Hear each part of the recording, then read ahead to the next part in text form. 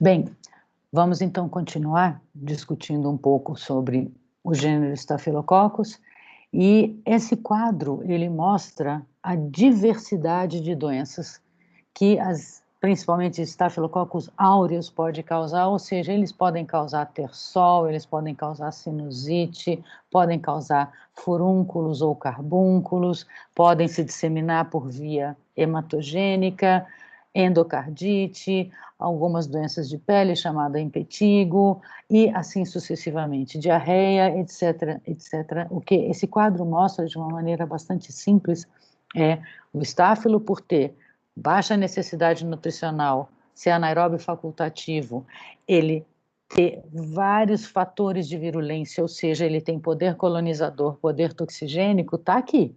Então, isso mostra a versatilidade que ele tem de causar diferentes quadros em diferentes sítios corpóreos. Então, o que que acontece? Um dos quadros mais comuns causados por Staphylococcus é chamado de foliculite, é quando exatamente ele começa a colonizar a base dos folículos pilosos, começa a se multiplicar, gera uma reação inflamatória, em decorrência dessa reação inflamatória você vai ter o edema, você vai ter a vermelhidão da pele, a dor da região, a formação de uma pequena bolha, que no início ela é só o líquido seroso, um líquido transparente, mas à medida que vai havendo a destruição de leucócitos, a destruição de bactérias, você vai tendo a formação de pus, e aí você tem então esse tipo de manifestação. É bastante comum, geralmente não tem gravidade. Na verdade, um outro quadro extremamente comum associado a Staphylococcus aureus é o terçol, que é bem dolorido, é bem desconfortável, e também para as pessoas que têm mania de ficar puxando a cutícula ou ficar puxando a pelinha da unha, você pode ter um processo onde a gente está vendo aqui a formação de uma lesão, onde você tem, na verdade, uma bolha que está com pus, tá? Isso é um abscesso, e aqui, então, isso é decorrente de todo aquele poder de colonização e também por conta da secreção de determinadas enzimas que vão facilitar a disseminação dessa espécie. Em alguns momentos, quando o estáfilo consegue penetrar um pouco mais em tecidos um pouco mais profundos, ele pode gerar furúnculos, que são esse tipo de lesões, tá? Que em alguns casos já tem uma gravidade bem maior do que o que a gente mostrou no terçol e na foliculite, tá? Porque muitas vezes isso pode ser decorrente da disseminação hematogênica, ou seja, ele pode colonizar outras áreas e aí essas lesões podem se manifestar em mais de um local do corpo. Lesões de pele, essa é chamada de impetigo, a gente está vendo aqui que a gente teve a produção de pus, a gente está tendo um tecido de cicatrização tentando ser formado, mas vejam a disseminação dessas lesões. Impetigo é um quadro que, na verdade, não é causado só por Staphylococcus. Outros gêneros bacterianos podem causar, Streptococcus causa também impetigo. É muito difícil, muitas vezes, se fazer um diagnóstico diferencial. E o que o Staphylococcus aureus tem para causar? Eu só mostrei alguns quadros mais associados ao poder colonizador dele, mas vocês vão ver mais para frente, eu vou mostrar alguns slides onde a gente vê quadros que são resultantes do poder toxigênico dele. Então, o aureus, ele vai ter tanto fatores de virulência que vão ajudar na sua multiplicação, na sua manutenção no local, e também manifestar quadros que, na verdade, não dependem mais da presença dele, porque a toxina que foi secretada e ela pode atingir um determinado órgão. Então, vejam a variedade de fatores de virulência que o Staphylococcus aureus possui. Aqui seria o esquema de uma célula de aureus, esse esquema é extremamente didático, porque ele está mostrando aqui um esquema de uma célula, mas ao mesmo tempo ele está associando a uma curva de crescimento. Então, se vocês percebem aqui em cinza, eu tenho uma fase mais inicial da curva de crescimento, vejam, quando ele está entrando na exponencial, na fase log de crescimento, e aqui essa porção mais amarelada do desenho, quando ele já está indo para a fase estacionária, ou seja, na verdade, ele está tentando mostrar genes que são expressos devido ao mecanismo de comunicação chamado quorum sensing, que a gente discutiu já na microbiologia básica. Então, o que que acontece? O Staphylococcus aureus, ele pode apresentar uma série de proteínas de superfície, que são proteínas muito importantes na adesão dessa célula, no reconhecimento de diferentes tipos de proteínas ou de receptores celulares. Além disso, ele tem algumas proteínas que são bastante curiosas. Então, vejam, ele tem proteínas que permitem a ligação à elastina, que permitem a ligação ao colágeno, que permitem a ligação à fibronectina, tá? Ele tem ainda a proteína chamada coagulase, que foi a que eu falei para vocês. Esse clamping factor é uma outra proteína que tem o mesmo efeito da coagulase, que é uma proteína que faz o quê? Que faz a conversão do fibrinogênio em fibrina, e a fibrina se deposita na célula. Então, com isso, protege o Staphylococcus aureus, além disso, ajuda a agregação das células, ok? Além de tudo, o Staphylococcus aureus tem uma proteína muito curiosa, que é chamada de proteína A. A proteína A é uma proteína que está exposta na superfície do Staphylococcus aureus, e a proteína A tem a propriedade de se ligar a anticorpos da classe IgG. Então, eu não sei se vocês já viram na imunologia, mas o anticorpo IgG, ou os anticorpos, né, eles têm uma forma de Y, onde as pernas do Y seriam a região que a gente chama de FAB, que é o fragmento que reconhece o antígeno, e a porção que seria a haste do Y, a gente chama de FC, que é um fator, um fragmento cristalizável. Pois bem, então, no Y, as pernas do Y são exatamente o fragmento que iria se ligar ao antígeno. Então, se isso aqui, se meu punho, se minha mão fosse uma bactéria, um anticorpo viria e se ligaria pela porção FAB para reconhecer a célula. Essa é a porção do anticorpo que é específica para o antígeno. O que que a proteína A faz?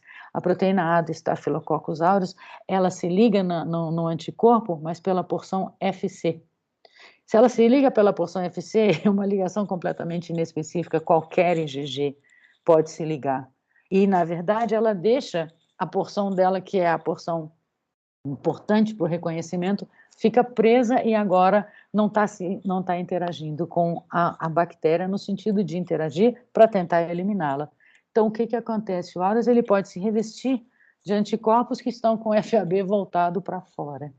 Isso é extremamente interessante, porque é uma grande maneira de você fugir do sistema imunológico também, né? Então, o que é curioso é o seguinte, elas são proteínas que são sintetizadas constitutivamente, a princípio, quando a célula está crescendo, independente da densidade populacional. Aqui ele ainda mostra alguns outros fatores de virulência, ele faz uma ampliação da célula. Então, se a gente olhasse aqui, eu tenho o peptídeo glicano, tá? Então, essa camada toda seria o peptídeo glicano. A gente vai ver Staphylococcus aureus pode ter uma cápsula de natureza polissacarídica, o que já o protege contra a fagocitose. Staphylococcus aureus é uma espécie classicamente associada à resistência aos antimicrobianos, então, um dos mecanismos qual é? É exatamente a produção de uma enzima chamada beta-lactamase ou penicilinase, que isso ajuda, então, ela degrada o antibiótico, a penicilina, tá?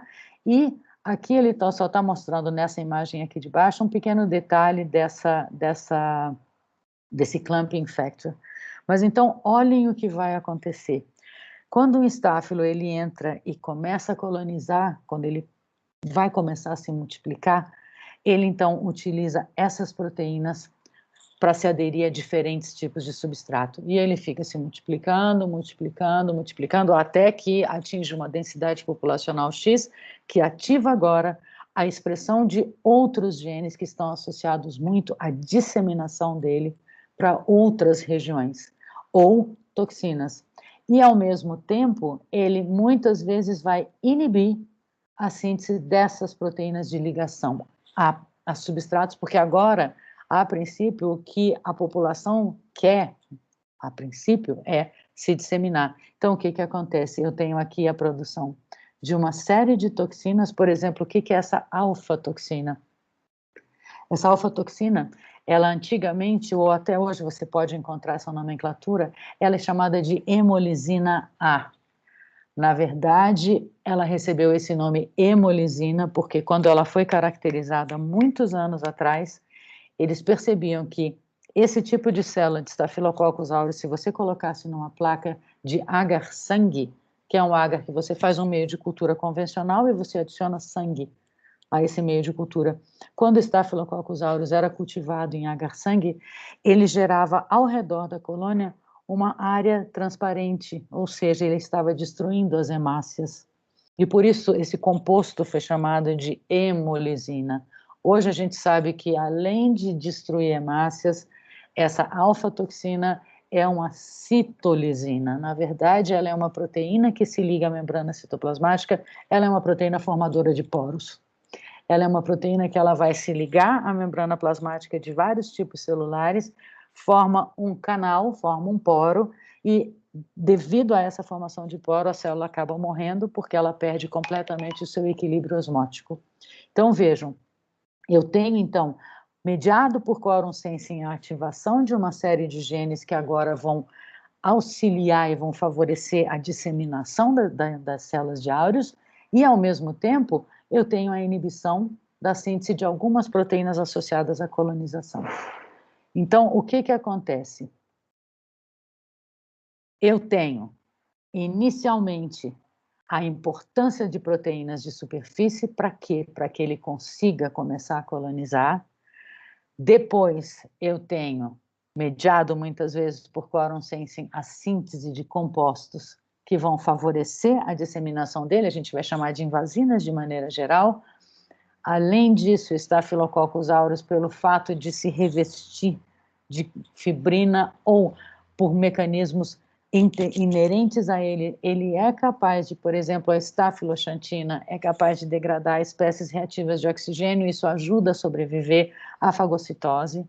Ele é capaz de evadir do sistema imune porque ele tem a cápsula nos momentos iniciais e depois ele é capaz de degradar determinados compostos e dificultar a ação do sistema imunológico. Ele tem uma série de toxinas, ele tem uma série de enzimas, e para completar o quadro, a cereja do bolo ele tem resistência a diversos antimicrobianos, e isso torna muito difícil o tratamento, de novo, dependendo da linhagem em questão. Não é que todas as linhagens vão ter resistência a todos os antibióticos, isso é variável.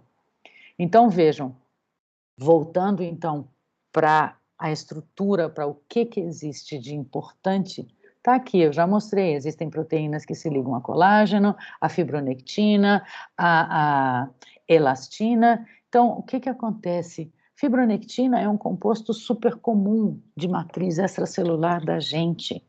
Então, é uma área, é um composto muito comum, a gente encontra em muitos tecidos. Da mesma forma, o colágeno, tá? E como eu falei, o fato que ele tem, a capacidade que ele tem de converter fibrinogênio em fibrina, isso é muito importante para ele. E eu vou relembrar, antigamente, até alguns anos atrás, quando a gente falava, eu peguei um Staphylococcus coagulase positivo, essa era a razão, tá? Porque era só o aureus que tinha isso, essa propriedade, e a gente está vendo agora que não. A gente está vendo que tem argênteos, intermédios, pseudo-intermédios, então, assim, provavelmente são outras espécies com potencial patogênico também, e dentre os fatores de virulência, eles também têm a propriedade de converter fibrinogênio em fibrina. Mas são proteínas de superfície, tá? Além disso, como eu falei, existe a cápsula, tá? Existem dois tipos capsulares que são bastante importantes, porque existem várias composições diferentes de cápsula. O tipo 5 e o tipo 8 são realmente os tipos mais associados a quadros graves, a manifestações graves, tá? Além de proteínas de superfície, o que a gente tem? Vejam só, as genericamente invasinas. Na verdade, são compostos secretados que a gente vai chamar de toxina, e eu já comentei com vocês, desculpem, em uma outra aula, para mim é muito difícil o que é uma enzima, o que é uma toxina, muitas vezes, porque eu tenho enzimas com atividades de toxina, porque elas causam dano à célula, Então, desculpem pela nomenclatura, talvez não seja a mais adequada, mas nós temos, por exemplo, a alfa-toxina, tá, que, como eu disse, era chamada de hemolisina. Nós temos a beta-toxina, cujo gene é codificado por um fago. Na verdade, não é um gene do próprio Staphylococcus aureus. Nós temos a gama-toxina, que tem atividade de leucotoxina. Ela é tóxica para leucócitos, mas ela também tem uma atividade de degradar e destruir hemácias. Delta-toxina, nós temos outras leucocidinas, tá? Aí agora nós temos algumas enzimas, a coagulase, como eu falei, nós temos a estafiloquinase. O que é a estafiloquinase? Aliás, desculpem, a coagulase não é uma enzima, me perdoem, é uma proteína, tá? Agora sim, essa é uma enzima, a estafiloquinase. O que é a estafiloquinase? Que também tem um gene codificado, na verdade é um gene de origem viral. O que a estafiloquinase faz? A estafiloquinase dissolve o coágulo formado em cima do estáfilo. Então, ele entra, a coagulase ajuda na deposição de fibrina, porque com isso ele se protege, só que quando chega a hora de se disseminar, a célula mesmo vai produzir a estafiloquinase para quê? Para destruir esse coágulo, tá? Solubilizar esse coágulo para que a célula possa partir.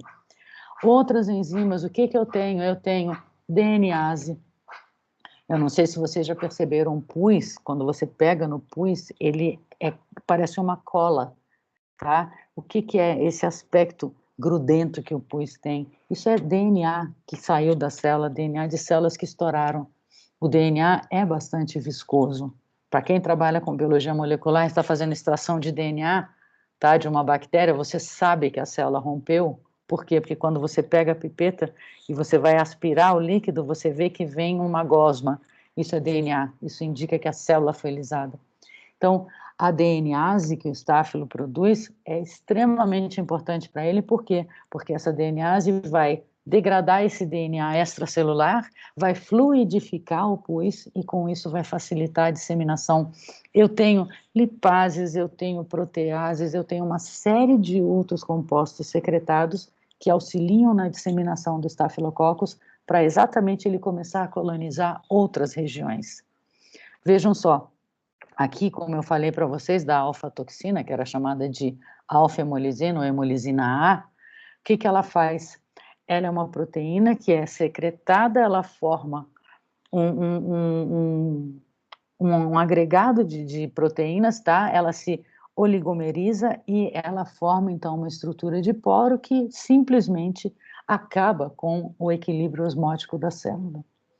Como eu falei para vocês, as cápsulas, a cápsula 5 e 8 são as cápsulas de composição mais associadas a quadros graves de infecção por Staphylococcus aureus, e a cápsula, vocês sabem desde a microbiologia, que é uma estrutura que protege a célula contra a fagocitose, pelo fato de ter açúcares que existem em nossas células. Eu já mencionei para vocês a proteína A, tá? A proteína A é uma proteína que se liga a IgG, mas de forma equivocada, porque é pelo fragmento FC. A leucocidina, ela destrói leucócitos, então isso é uma maneira de evadir do sistema imunológico, tá?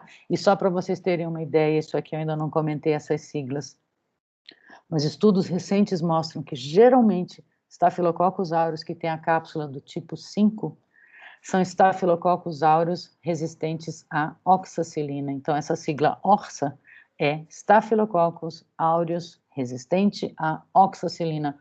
Um sinônimo de ORSA é MARSA, é MRSA, que é meticilina.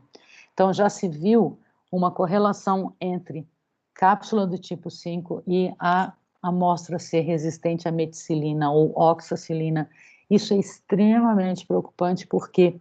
Porque a meticilina é uma das únicas alternativas que se tem, muitas vezes. E se a linhagem de aureus for resistente à meticilina, sobra uma alternativa, que é a vancomicina, tá? A vancomicina, eu já comentei em aulas anteriores com vocês, a vancomicina é um antibiótico de uso muito restrito, exatamente por isso. Ele não é distribuído de uma maneira tão comum como é uma penicilina, porque, assim, é uma das poucas alternativas que sobra para se tratar algumas infecções por Staphylococcus aureus. E o problema é que já existem linhagens de Staphylococcus aureus resistentes à vancomicina.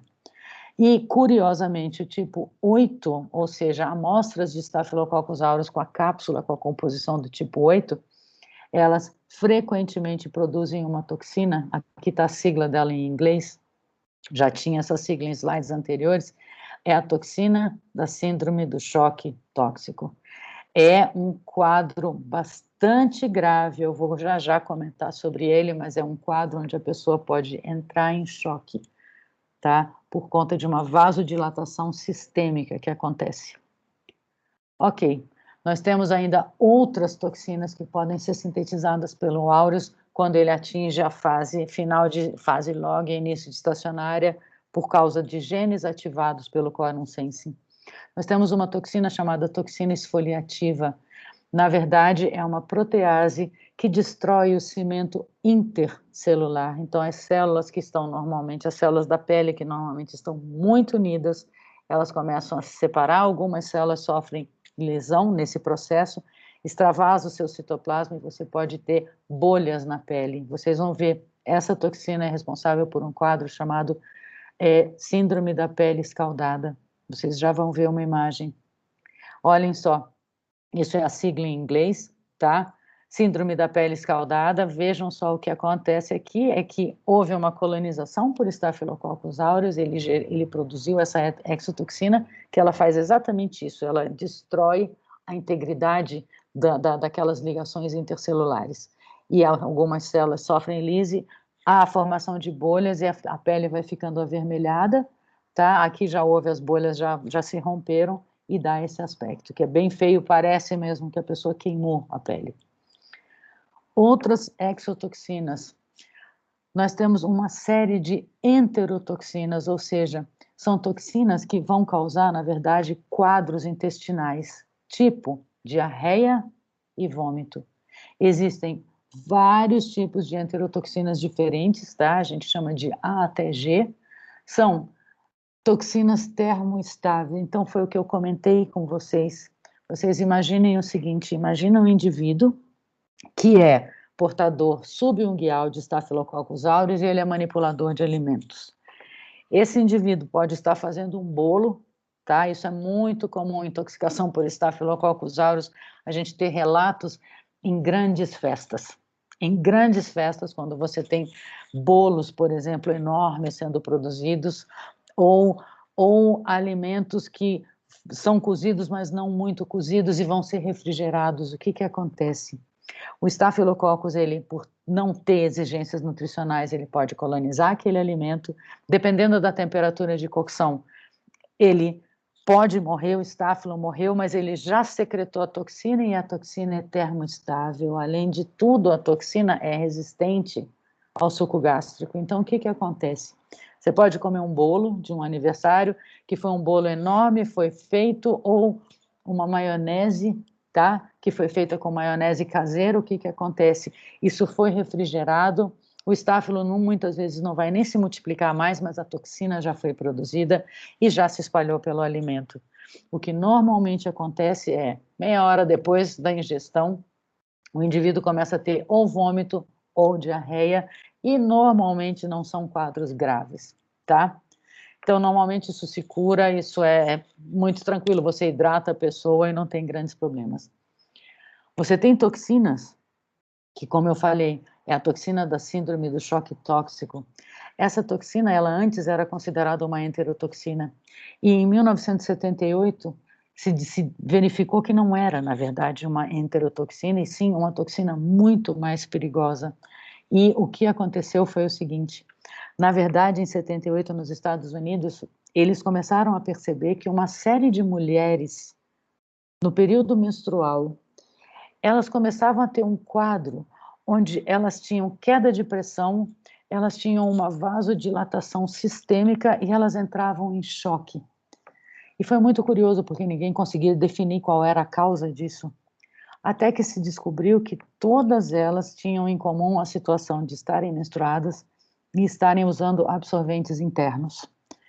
E na época, na década de 70, os absorventes internos eram feitos de algodão, mas só que eles sofriam um tratamento que tornava esse absorvente muito mais capaz de absorver, tá, o fluxo menstrual. Então, as mulheres ficavam, muitas vezes, muitas horas sem trocar esse absorvente.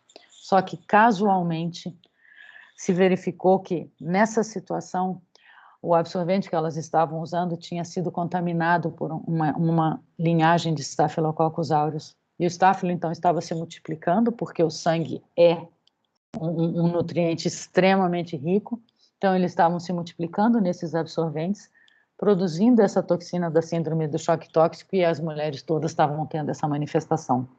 A partir dessa descoberta, se proibiu a fabricação de absorventes internos com alta capacidade absorvente, exatamente por isso, para favorecer que seja trocado com maior frequência. Então, o que acontece? A pessoa tem quadros de hipotensão, a pessoa fica com a pele avermelhada, e qual é o problema dessa toxina da síndrome do choque tóxico? Ela é considerada um superantígeno. Por quê? Porque ela promove uma estimulação completamente exacerbada e inespecífica de células do sistema imunológico. Então, isso aqui é só um exemplo para vocês. Se nós tivéssemos, por exemplo, um linfócito T, um antígeno, ele vai ser normalmente fagocitado e vai ser, então, apresentado por células apresentadoras de antígeno a linfócito. Só que isso é uma ligação específica. Na realidade, você tem esse antígeno, vai ser reconhecido por uma pequena população de células T, tá? O que acontece? Na realidade, a toxina da síndrome do choque tóxico, algumas enterotoxinas, elas, na verdade, elas são chamadas de superantígeno porque elas fazem essa ligação de uma maneira completamente inespecífica, ou seja, qualquer célula T pode agora ser estimulada, e é exatamente por isso que você vai ter uma proliferação exacerbada de células T, por exemplo, secretando uma série de linfocinas, uma série de quimiocinas que vão induzir uma reação inflamatória sistêmica. A pessoa vai ter uma vasodilatação sistêmica, e isso caracteriza o choque tóxico. Então, a pessoa fica toda avermelhada e a pressão cai barbaramente, e já houve situações onde a pessoa chega a óbito, ok?